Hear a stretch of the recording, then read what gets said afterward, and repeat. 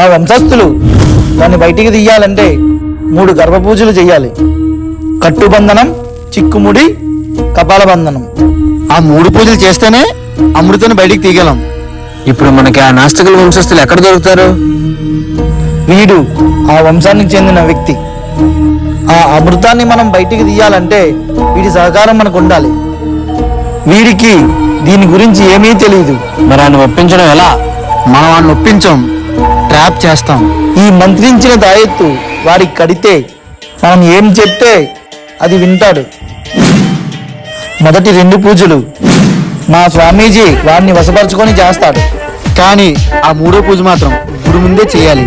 అది చంద్రగ్రహణం రోజు మాత్రమే.